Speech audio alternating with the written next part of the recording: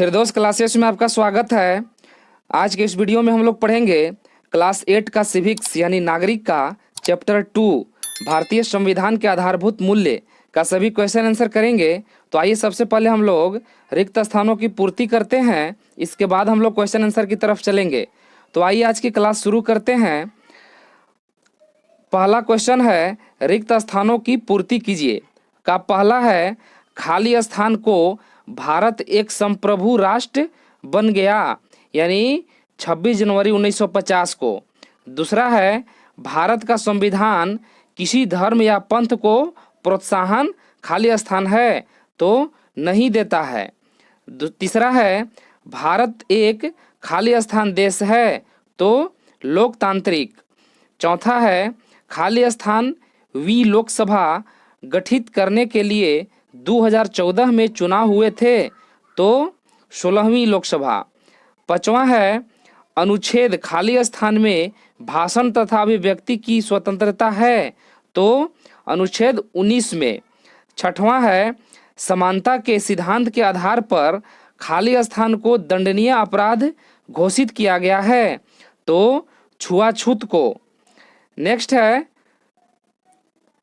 सातवां है अनुच्छेद खाली स्थान के अंतर्गत सभी नागरिकों का यह कर्तव्य है कि भारत की संप्रभुता एकता एवं अखंडता की रक्षा करें तो अनुच्छेद 51 क। आइए अब हम लोग क्वेश्चन आंसर की तरफ चलते हैं। क्वेश्चन नंबर 2 है निम्न प्रश्नों के उत्तर संक्षेप में दीजिए का पहला क्वेश्चन है पंथ निरपेक्षता से क्या तात्पर्य है। उत्तर है इसका पंथ निरपेक्षता का शाब्दिक अर्थ है धर्म के प्रति निरपेक्ष भाव का होना, अर्थात राज्य धार्मिक मामले में तटस्थ रहेगा।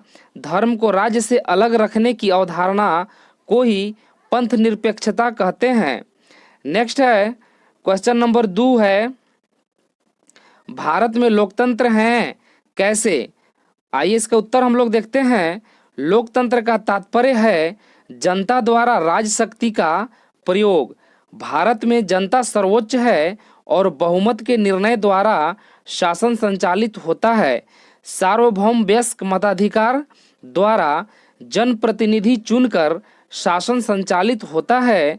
जनता 5 वर्ष बाद शासन को बदल सकती है। इस प्रकार स्पष्ट है कि भारत में लोकतंत्र है। नेक्स्ट है क्वेश्चन नंबर 3 है न्याय का क्या अर्थ है। आइए इसका हम लोग उत्तर देखते हैं।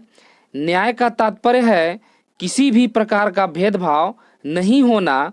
सामाजिक न्याय का अर्थ है जाति, लिंग, धर्म, जन्म स्थान आदि के आधार पर भेदभाव नहीं करना। धार्मिक न्याय का तात्पर्य है उत्पादन की समुचित वितरण, सबों को समान रूप जीविका उपलब्ध कराना और समान कार्य के लिए समान मजदूरी देना। राजनीतिक न्याय का अर्थ है सबको समान रूप से नागरिक और राजनीतिक अधिकार प्राप्त होना। नेक्स्ट है क्वेश्चन नंबर 4 है व्यक्ति की गरिमा की रक्षा के लिए संविधान में क्या प्रावधान किए गए हैं। आइए इसका हम लोग उत्तर देखते हैं। व्यक्ति की गरिमा की रक्षा के लिए संविधान में कई प्रावधान किए गए हैं। बंधुता, स्वतंत्रता, समानता आदि मूल अधिकार दिए गए हैं। सभी नागरिकों को जीविका के पर्याप्त साधन, काम की न्यायसंगत एवं मनोविचित दशाएं उपलब्ध कराना सरकार का दायित्व बनाया गया है। अनुच्छेद 17 तथा 32 भी व्यक्ति की गरिमा की अभिवृद्धि में सहायक है। क्वेश्चन नंबर 5 है भारतीय संविधान में कौन से आधारभूत मूल्य निर्धारित किए गए हैं। इसका उत्तर है भारतीय संविधान में संपूर्ण प्रभुत्व संपन्न समाजवादी धर्मनिरपेक्षता, लोकतंत्र, गणतंत्र, सामाजिक न्याय, आर्थिक न्याय, राजनीतिक न्याय, विचार, अभिव्यक्ति, विश्वास, धर्म और उपासना की स्वतंत्रता, प्रतिष्ठा और अवसर की समता, व्यक्ति की गरिमा, राष्ट्र की एकता व अखंडता, बंधुता आदि आधारभूत मूल्य निर्धारित किए गए हैं। नेक्स्ट है, आइए चर्चा करें का क्वेश्चन है, क्वेश्चन नंबर 3 है, राष्ट्र की अखंडता को कैसे बनाए रखा जा सकता है, कोई 3 सुझाव दीजिए। आइए इसका हम लोग उत्तर देखते हैं। राष्ट्र की अखंडता को बनाए रखने के निम्न उपाय किए जा सकते हैं। ये 3 जो उपाय है आइए हम लोग देखते हैं। पहला, एकता व अखंडता के लिए खतरा पैदा करने वाले मामलों से डटकर मुकाबला करना चाहिए। दूसरा है, स्वार्थी व देशद्रोही तत्वों पर सख्त कार्रवाई होनी चाहिए।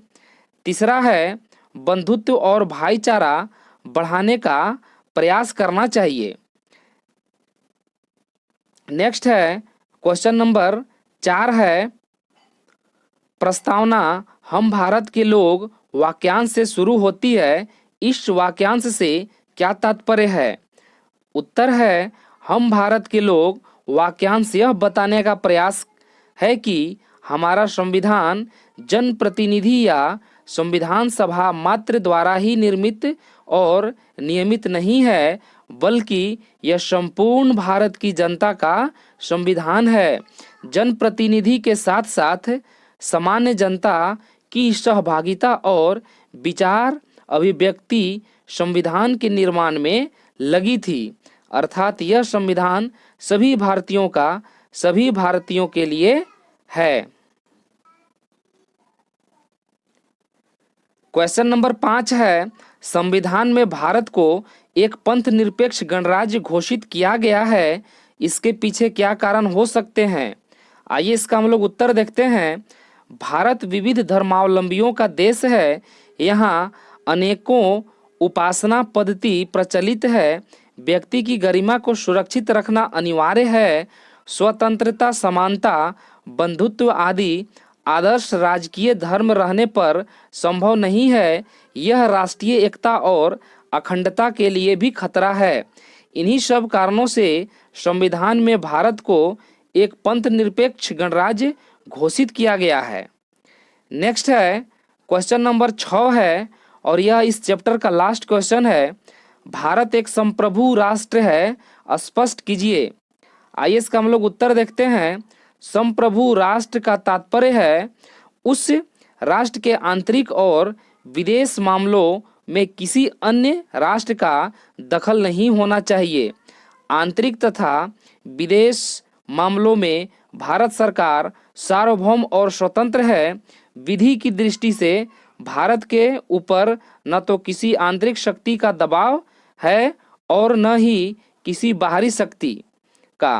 भारतीय स्वतंत्रता अधिनियम पारित होते ही 15 अगस्त 1947 को भारत एक संप्रभु राष्ट्र बन गया। बस इस वीडियो में इतना ही क्वेश्चन आंसर थे जिसको अभी हम लोगों ने पढ़ा। उम्मीद करता हूँ कि यह वीडियो आपको पसंद आया होगा। यदि यह वीडियो आपको अच्छी लगी हो तो लाइक ज़रूर कर देंगे, और यदि आप हमारे चैनल पर नए होंगे तो सब्सक्राइब करके बेल आइकन जरूर प्रेस कर लीजिएगा और ऑल ऑप्शन भी प्रेस कर लेंगे, ताकि हर अगले वीडियो का नोटिफिकेशन जो है ना आपको समय समय पर मिलती रहेगी। तो मिलते हैं नेक्स्ट वीडियो में, तब तक के लिए आप अपना ख्याल रखें। धन्यवाद।